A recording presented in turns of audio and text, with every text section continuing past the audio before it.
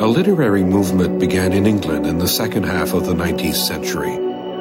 Its mass popularity was part of the larger neo-Gothic movement happening at that time. These books spoke of ghostly apparitions, communications with the dead, and other manifestations of the spirit world.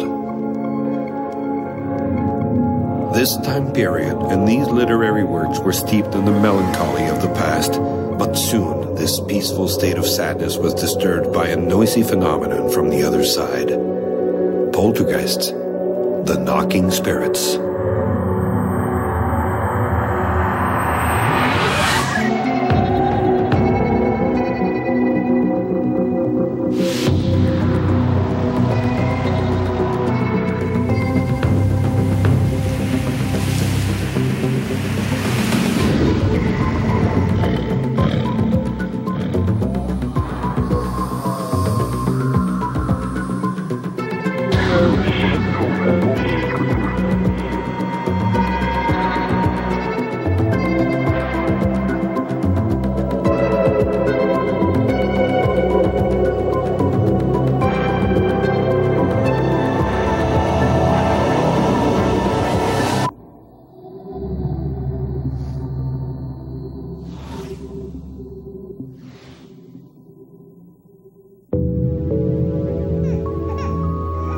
Louis was awakened by the sound of his son crying.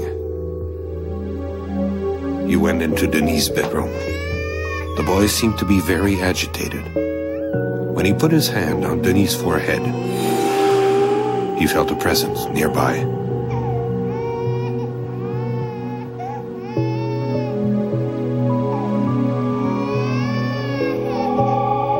He turned and saw a human-looking shape in the doorway.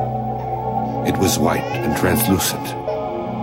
It seemed to have long hair, but despite this somewhat feminine trait, Louis was certain that it was a heavy-set man wearing loose clothing.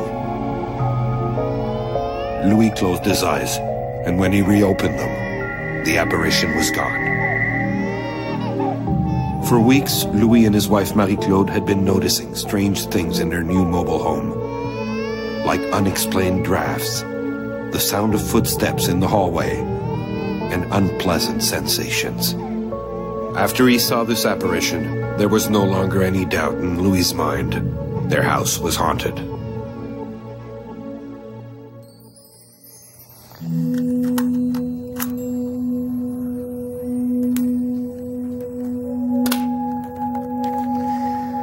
Fantômes. Ghosts and poltergeists. Who are these strange nocturnal visitors? Messengers from the spirit world,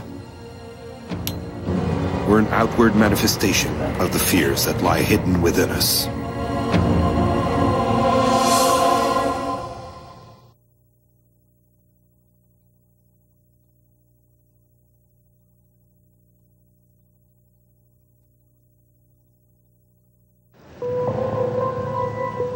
There is a story about a house in Athens, Greece, that was haunted a century before our time by the ghost of an old man whose hands and feet were weighted down with iron chains. According to the story, a man had died of fright when he had seen the ghost.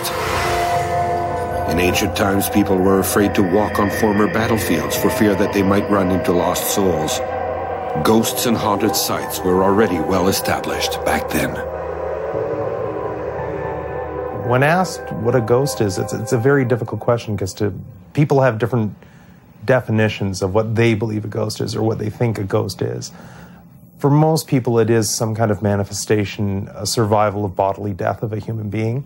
For others, it's interpreted as a type of a spirit. It doesn't necessarily have to belong to a person or a living creature.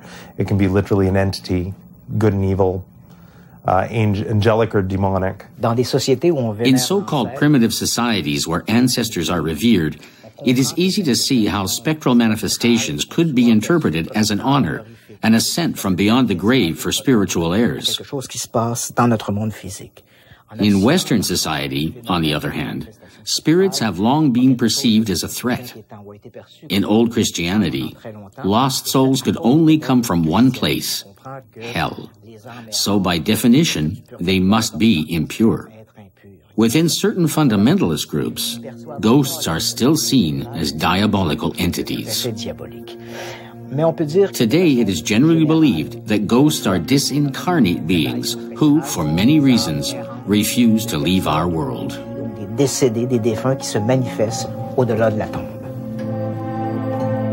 On a more technical note, ghostly apparitions began to be studied seriously towards the second half of the 19th century. One could argue that when you look at the scientific study of ghosts and hauntings, that people could say that it started off with things like British courts looking into cases like the demon drummer of Tedworth back in the late 1700s. But realistically, you really start to see that happening with the formation of the Ghost Club, or the Ghost Club Society in Cambridge University in 1851. That really sort of set the tone. From there, you have the spin-off groups that really were related in one way or another, such as the Society for Psychical Research, which then begat the American Society for Psychical Research. They really set the tone for looking at things in a scientific manner and not simply accepting things strictly on faith base. 120 years of research have taught us that more than 85% of the world's population believes that ghosts exist. We also know that more than 1,000 apparitions are reported around the world each day. Of this total, only 2% prove to be beyond the scope of investigation, since practically all manifestations can be explained by natural or artificial causes. It is this 2% of unexplained cases that puzzle researchers.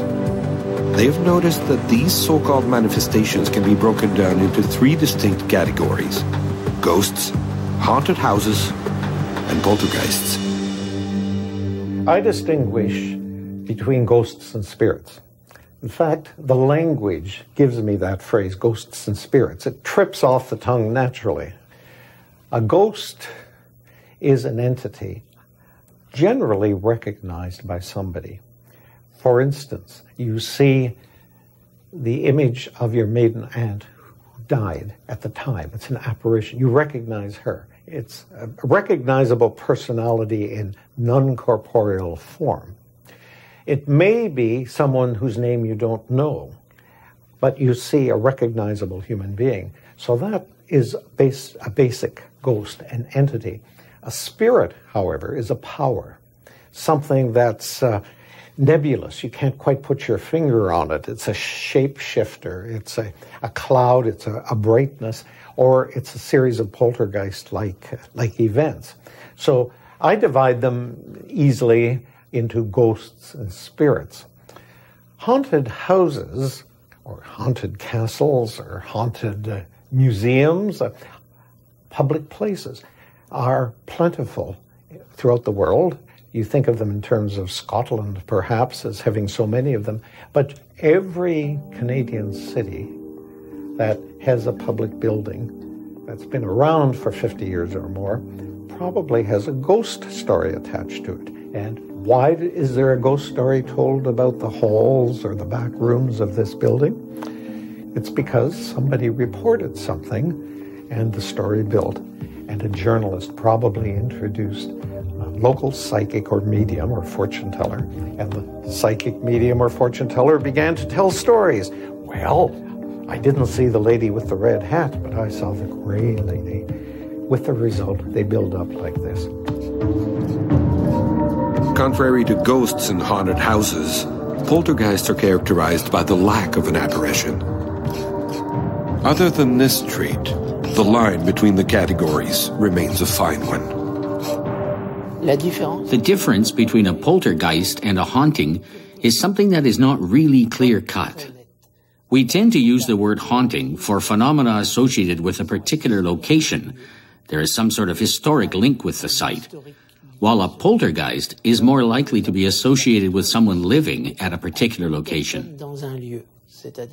In other words, if we remove the person involved from the site, for instance, an emotionally charged teenager or preteen experiencing a conflict situation, then the phenomena tend to stop, both at the site and where the person goes.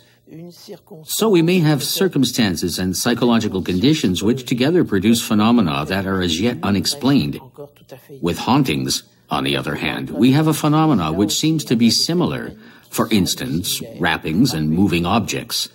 Sometimes, in the case of a haunting, there is the apparition of a form, but it seems to be much more linked to someone who disappeared at the location or perhaps was buried there with no headstone.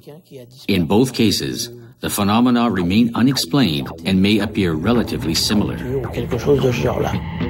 Beyond categorizing the manifestations, researchers are split on the origin of the manifestations themselves. Are we really to believe that they're an entity from the spirit world? The question is still being debated. Dans le film Poltergeist, un médium explique que... In the movie Poltergeist, a medium explains that hauntings are the result of disincarnate beings caught between two worlds. While this interpretation is popular among the masses, what do experts think? The first scientific research into hauntings dates back to the 19th century. At the time, mediums and their levitating tables were all the rage, and it was through them that the first investigations began. Soon, groups and societies started to form, dedicated to studying these phenomena. Their methods and tools changed over time. Nowadays, old-fashioned cameras have been replaced with digital cameras, along with spectrometers, thermal sensors, and other fancy gadgets that look like they came straight out of the movie Ghostbusters. As investigations progressed over time, researchers split up into two groups with different views. One group thought there was a link with the spirit world, while the other thought there was a link with psychic powers as yet unknown to science. Looking at the two most prominent, you can't even say this is the only two, but the two most prominent concepts of what causes a ghost, what the causation is, be that repetitive psychokinesis, basically the mind projecting something and therefore it exists, or literally a recording, something left over, effectively a lone entity that doesn't require anything else other than for it to just be. It's difficult to say which one is right and which one is wrong. There have been studies, very compelling studies in cases for both of them. Probably the most notable one in Toronto is the case of, initially MANSA, then the Toronto Society for Psychical Research, and then eventually New Horizons, ARG Owen and Iris Owen, and the Philip phenomena, where they literally conjured a ghost. They came up with a fake history, a biography that made no historical sense. Then held a series of seances and more or less did create manifestations where they had objects moving, wrappings, and quite a lot of success in that aspect. But by the same token, there's some very compelling evidence to say that no, you don't need a human medium, you don't need something there. We do have videotapes and audio tapes that have been abandoned with no human element, or at least as best as we can tell, that have captured evidence of something going on. One of my favorite joke questions to ask is, if a ghost haunts in the forest and no one's there to see it, did it haunt? That question remains to be answered. It's something that we're working towards.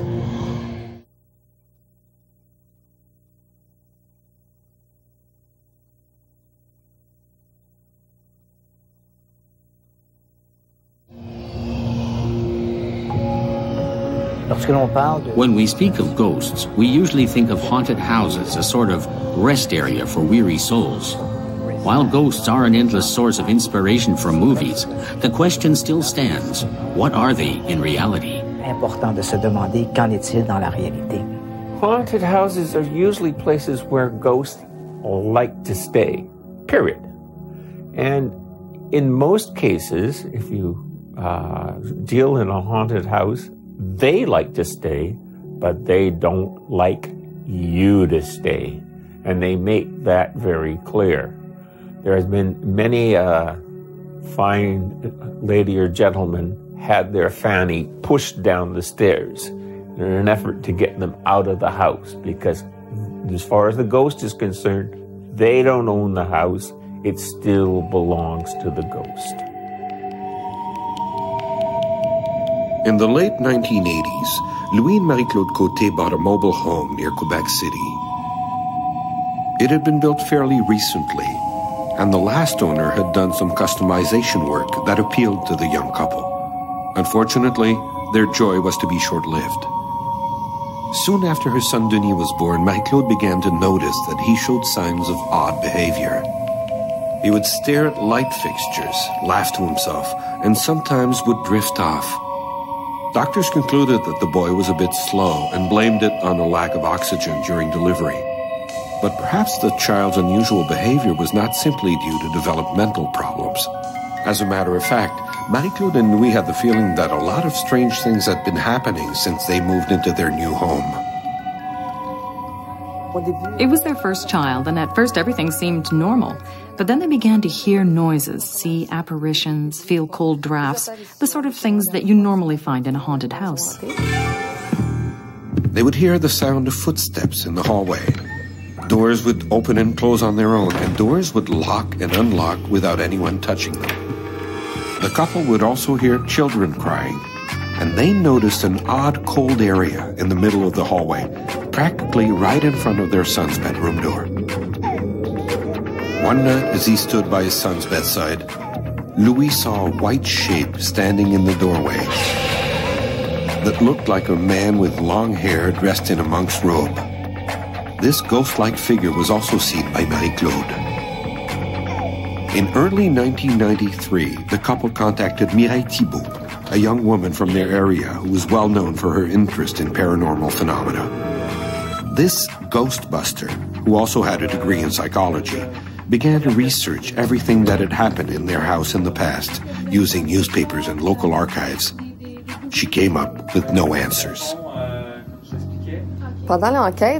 During the investigation, when we started the investigation, we began by examining the phenomena. When did they begin? What was happening when they began? Were they linked to a particular spot or person in the house? The little boy had autistic tendencies when he was born. He was a bit slow, and he seemed to be at the heart of the phenomena.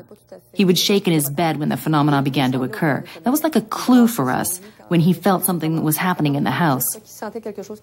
We tried to determine if the house had any history that could help us to explain things, but it wasn't a very old house. It hadn't been around very long. So we didn't find anything in the history of the house to help explain the haunting.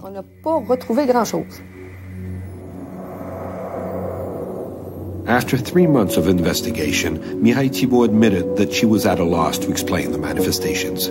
Traces of mold and mildew had been found here and there, but it was highly unlikely that they were causing hallucinations. As for the possibility that it was a ghost, no one had as yet determined its identity.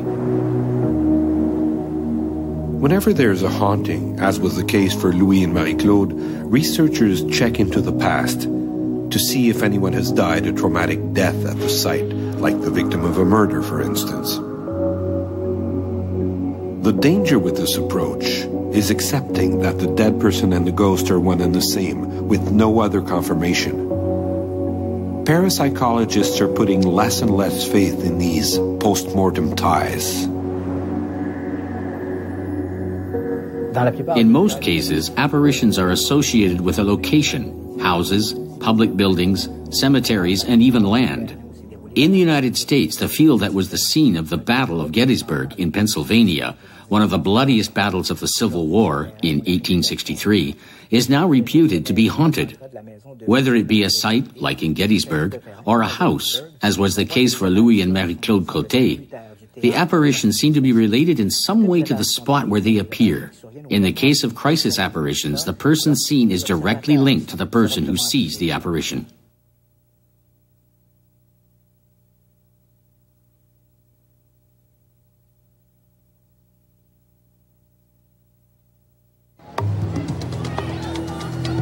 Eva Roy's parents divorced in 1952.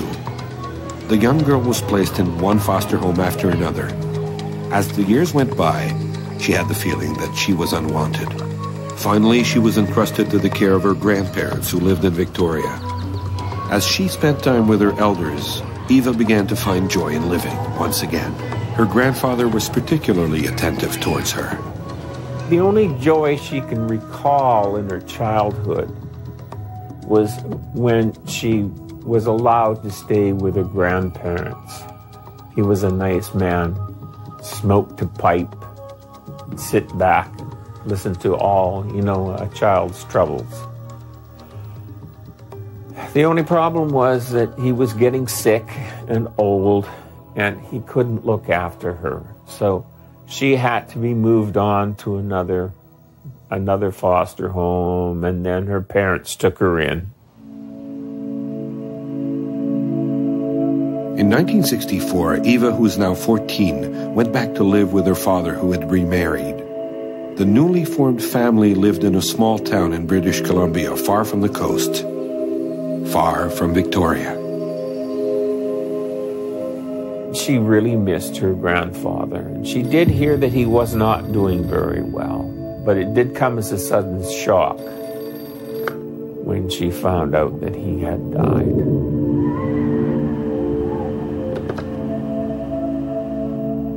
And on the night of his death, he came and told her that, yes, he had gone, but he'd always be there for her. And her grandfather kept his promise. Whenever she found herself faced with a dilemma, Eva felt as if she was being guided in her choices by the voice of her beloved grandfather. In 1985, Andrea Lancaster was living with her family in Maple Ridge. The Lancasters went through a difficult period when they learned that an aunt in England was dying. Every time that the phone rang, they would fear that it was someone calling to say that the aunt had died. One night, something odd happened after Andrea went to bed. And one day, Andrea woke up to see Aunt Doris in the family crypt, in the family grave, half in and half out. She said she looked up and Aunt Doris looked up and said, "I'm so sick. I want to go so badly, but I'm afraid of leaving you and your father." The apparition didn't last long. It became hazy and disappeared. 3 days later, the Lancasters heard the news. Aunt Doris had died, right around the same time that Andrea saw the strange projection from the astral world. Comment font foi ces histoires?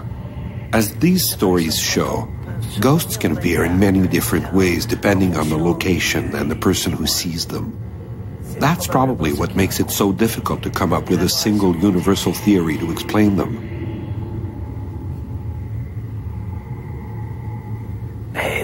In the world of strange phenomena, nothing is ever simple.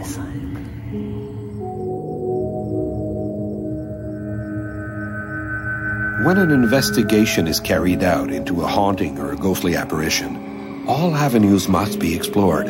In this type of investigation, the possibility that something supernatural occurred must be put aside until all other possibilities have been exhausted. The first thing to do is to adopt an attitude of systematic doubt, question the accuracy of witness accounts without succumbing to the skeptical pitfall of completely rejecting everything. You have to know how to separate objective elements from subjective perceptions.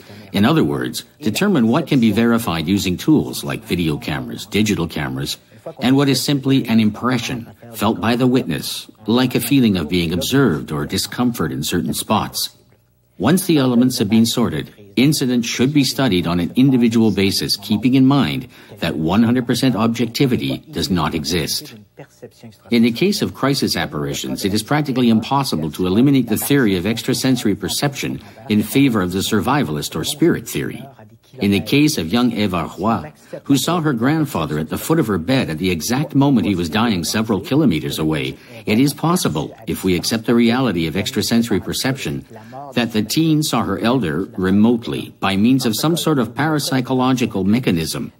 In the case of crisis apparitions, the spirit of the deceased person has nothing whatsoever to do with the apparitions. It is simply a case of extrasensory perception. In the case of hauntings, where there is a supernatural manifestation at a specific location, the extrasensory perception theory could also apply. This is supported by a theory that certain very strong emotions can be recorded by or permeate the walls of a house.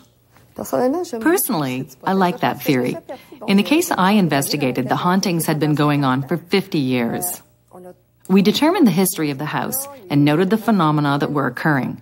According to the traditional theory, it was a ghost trying to pass on a message. But the events were very random. There was no pattern to them. When we had the equipment set up, nothing would happen. And when we weren't ready, we'd hear rapping noises in the wall, so I figured there was no message behind them. Then I noticed that the occurrences were like things that might have happened at an earlier time period. For example, there was the sound of a door latch and footsteps passing me by. Whoever it was didn't stop to give me a message, they just kept on walking. We recognized some people from the past. One of the witnesses described a person with a curved back, wearing a hat, and in the past, there had been a resident that corresponded to that description. But there was no message for us. The person didn't die dramatically, so it didn't fit with the stereotype of a haunting. It was as if we were seeing and hearing events of the past with no intention behind them. So I find it an interesting theory, but only for the cases that last a long time. I'm not talking about cases that last for only a month or so, but houses that have been haunted for 50 years or more. I find it fascinating to think that we can see into the past like that.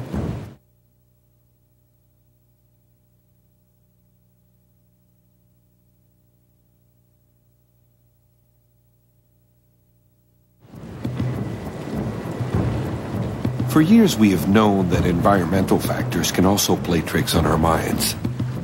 Thanks to the work of Dr. Michael Persinger, scientist with Ontario's Laurentian University, we now know that magnetic fields can affect our cognitive perception. In a laboratory experiment, Persinger and his colleagues were able to provoke strange experiences in their test subjects' minds simply by stimulating them with irregular magnetic fields.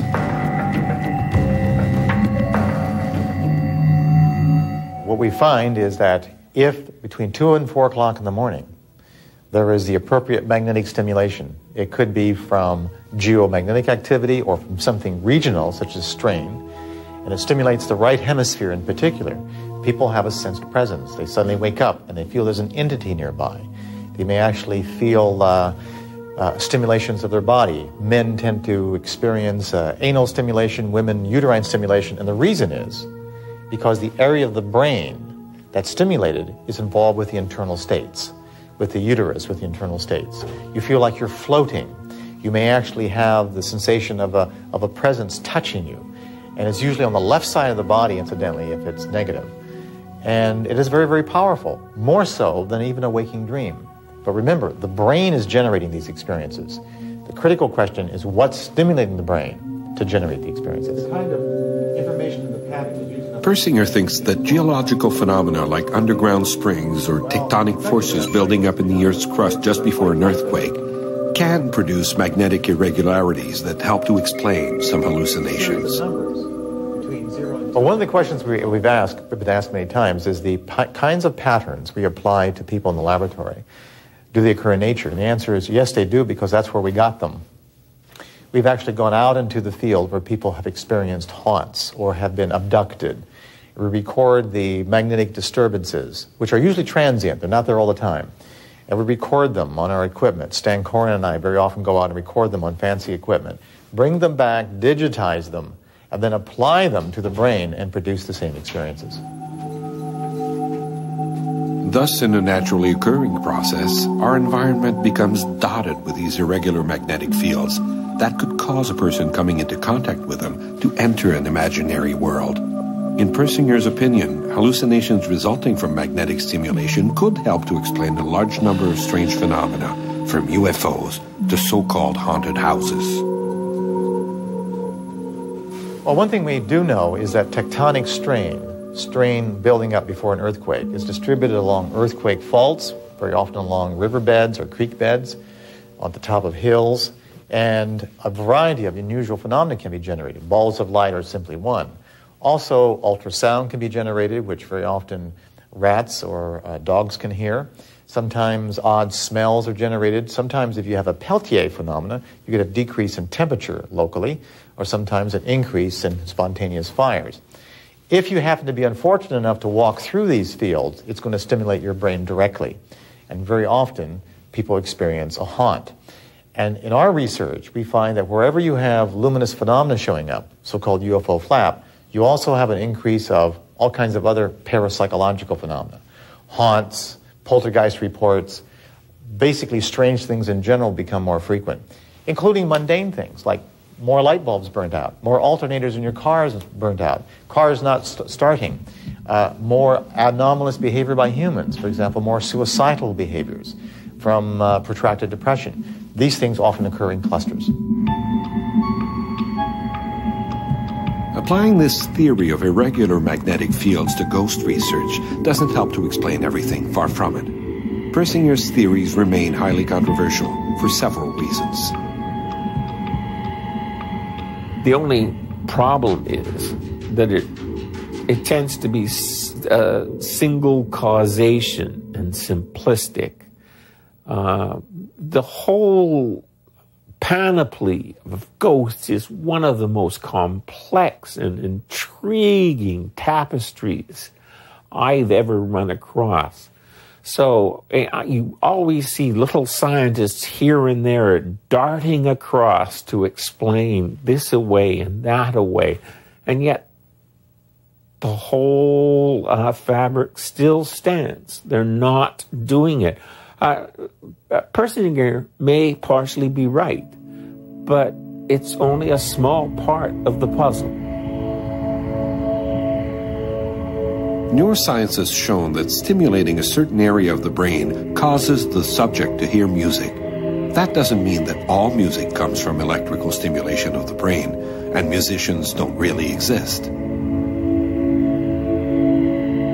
Persinger's theory also doesn't explain how several people are able to see the same ghost. I took Persinger's study to Skeptics Canada, which is a Toronto-based group of skeptics who honestly, in my opinion, for the most part, most of their membership are doubters. They want better data, they want better information. And I put it to them, what do you think of the idea that high ambient electromagnetic fields would cause temporal lobe hallucinations and therefore someone to assume that a house is haunted? And the end result was that a lot of people there with electrical experience said to have the right set of controls in place to cause this would be next to impossible. Effectively, they were skeptical of Persinger's own study, which I found rather unique. Our own studies, where we've gone to haunted locations and taken cold readings, mean readings, and control readings of ambient EM fields, have absolutely shown no correlation at all so far to hauntings and electromagnetic fields having anything to do with each other whatsoever.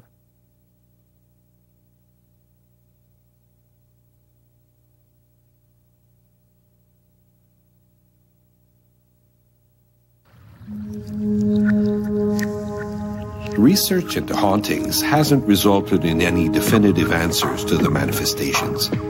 The introduction of new technologies and the understanding of naturally occurring phenomena have paved the way for a few explanations, without, however, closing the door on the possibility that the manifestations may come from the spirit world. The debate is still going strong. In January 1970, an apartment in St. Catharines, Ontario became the stage for a series of extraordinary incidents. The St. Catharines poltergeist is one that I myself haven't studied. It's very well known in the business, so to speak, among psychical researchers and others. A house on Church Street in St. Catharines was the scene of domestic disturbances. And the police are loath to investigate domestic disturbances until they learn that it involved a young boy. So a number of police officers of the Niagara Regional Police appeared at this house and discovered some strange things happening. For instance, doors were opening and shutting by themselves. The electric power supply was fine, except that when the young kid was in the room, the lights would dim and grow bright again. Noises were heard, and when the constables or officers investigated, they found nothing. For weeks, John and Barbara Page and their 11-year-old son Peter had succeeded in keeping the strange events out of the media. But on February 12, 1970, the local newspaper, The Standard, spread the story on its front page. This in turn led to a real media circus. Everyone wanted to know more about these inexplicable phenomena. The Pages found the situation unbearable. They left St. Catharines and went to live in Montreal. While they were in Montreal, they didn't notice anything unusual happening, whether Peter was around or not. When they returned to their apartment on Church Street, everything seemed to be back to normal. The strange occurrences seemed to have stopped completely. The Pages did not report any other unusual incidents.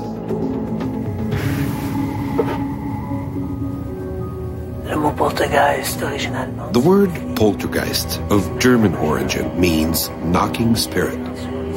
However, if we are to believe specialists, the presence of an entity during these manifestations is still uncertain.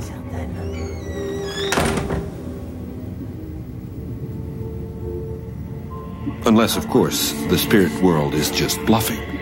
De l'au-delà.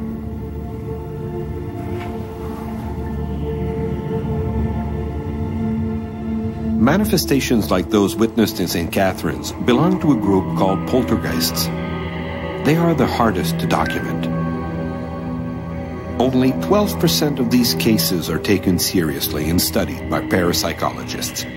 The reason for the low percentage of follow-ups lies primarily in the fact that these occurrences are spontaneous and never last for very long. There's also the fact that in many cases the poltergeist agent, the person around whom the incidents seem to occur, often thinks that he is possessed and thus is reluctant to speak openly of what is happening to him.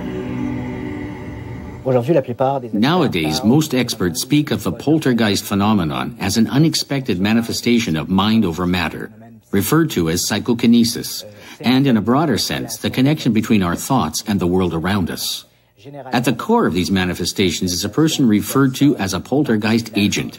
This person is often young, either a teen or preteen of average intelligence. In most cases, the agent is a person suffering from emotional problems, hence the violent aspect of these manifestations, rapping sounds, broken objects.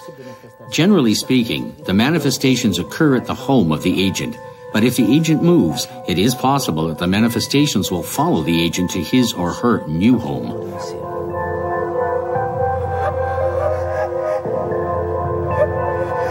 Research into parapsychology shows that poltergeist activities tend to occur in dysfunctional families where aggressive behavior is repressed. This aggression is suppressed in the subconscious of one of the family members until it finally explodes in the form of a poltergeist. Although this theory is accepted by practically the entire parapsychology community, researchers acknowledge that they have no proof that mind over matter can produce such large-scale results.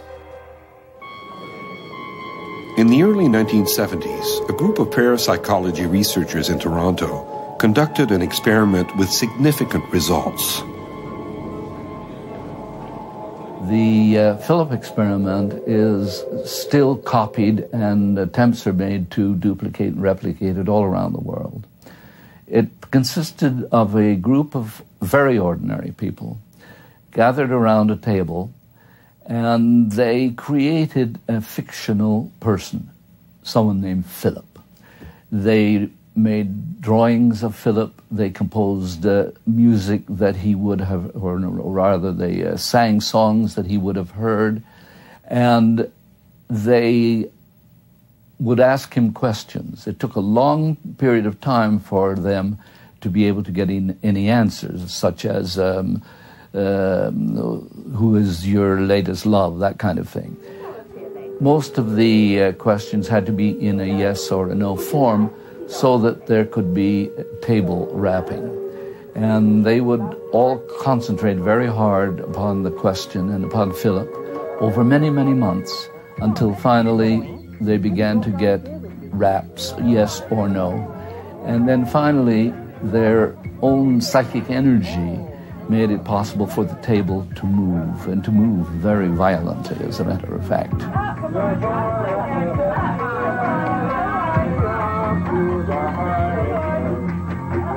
The experts agree that there was nothing particularly otherworldly about this.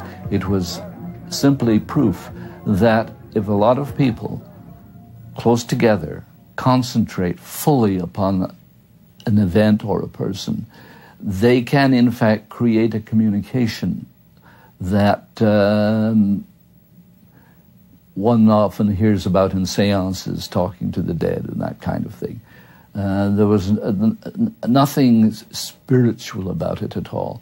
It was simply a case of 4 or 5 people concentrating very hard over and over and over again until in their own psyches this person, Philip, existed.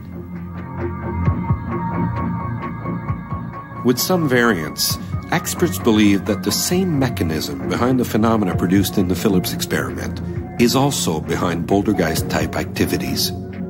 As for how exactly this mechanism works, no one knows for sure. Ghost stories have always been a part of pop culture, from ancient times up until now. However, it wasn't until the end of the 19th century that the stories began to be studied more thoroughly and scientifically. Nowadays, parapsychology is shedding new light on old beliefs.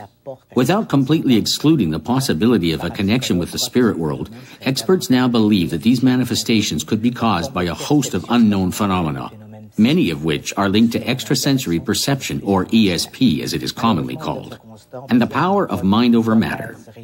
Unfortunately, there is no theory convincing enough to explain the mechanics behind these phenomena.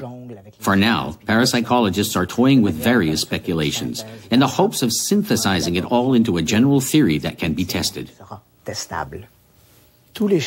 Obviously, all the researchers in the field of parapsychology do not share the same view on what is behind the phenomena.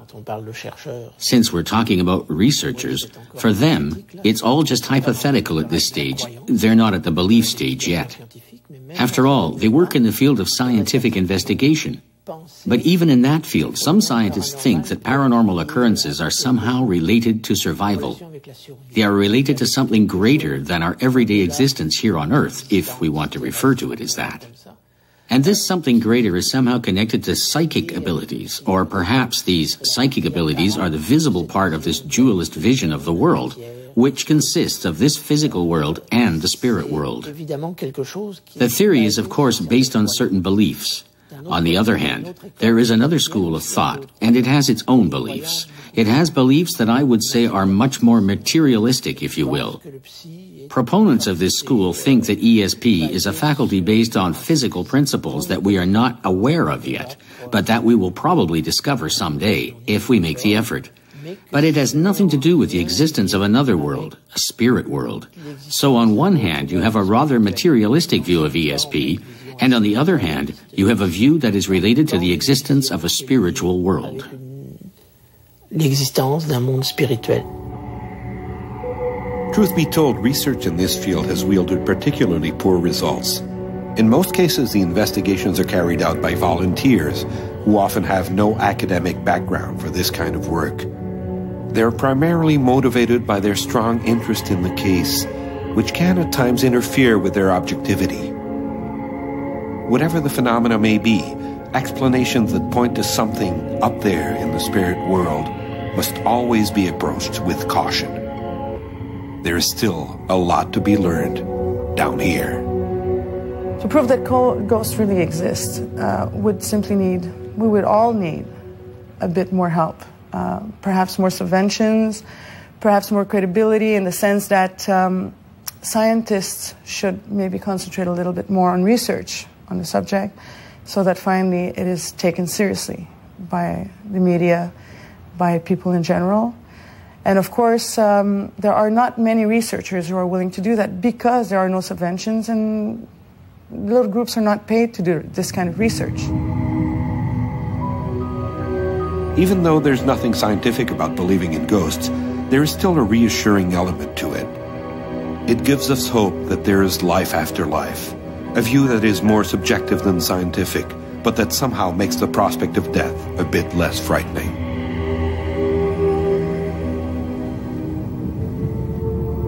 Les fantômes existent. Ghosts exist, or at least their manifestations do. Are they disincarnate beings, survivors from another world that lies somewhere between the light and the darkness?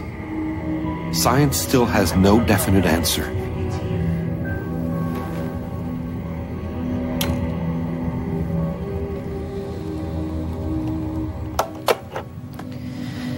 I guess time will tell. But with the rate at which research is progressing in the field of parapsychology, let's just hope that the spirit world does exist.